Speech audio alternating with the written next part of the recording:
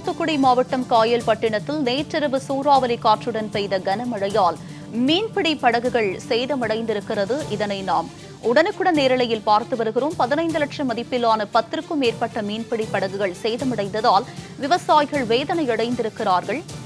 சூறாவளி காற்றுடன் பெய்த கனமழையின் காரணமாக படகுகள் சேதமடைந்திருக்கிறது. பாதிக்கப்பட்ட மீனவர்களுக்கு உரிய நிவாரணம் வழங்க வேண்டும் என்று தமிழக அரசுக்கு அவர்கள் கோரிக்கை வைத்திருக்கிறார்கள்.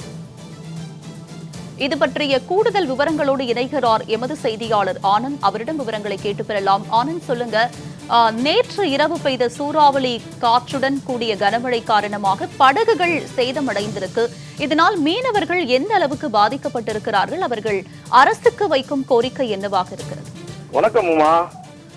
தூத்துக்குடி மாவட்டம் திருச்செந்தூர் அருகே உள்ள காயல்பட்டினத்தில் சிங்கித்துறை என்ற மீனவ கிராமம் உள்ளது. இதில் ஆயிரக்கணக்கான மீனவ குடும்பங்கள் வசித்து வருகின்றனர். இவர்கள் 200க்கும் மேற்பட்ட ஃபைபர் படகுகள் மூலம் கடலில் மீன்பிடிக்க சென்று வருகின்றனர். இதற்கிடையில் மீன்பிடிக்க பயன்படுத்தப்படும் வலைகள் மற்றும் ஃபைபர் படகுகளை பாதுகாப்பதற்காக கடற்கரை பகுதியில் தற்காலிகமாக பல லட்சம் மதிப்பில் மீன்பிடி வலைக்கூடங்கள் அமைத்து பாதுகாத்து வருகின்றனர்.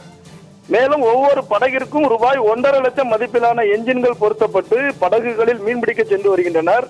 இந்த நிலையில் தூத்துக்குடி மாவட்டத்தில் பல்வேறு பகுதிகளில் நேற்று இரவு சுமார் 9 மணி அளவில் இடி மின்னலுடன் கூடிய கனமழை பெய்தது.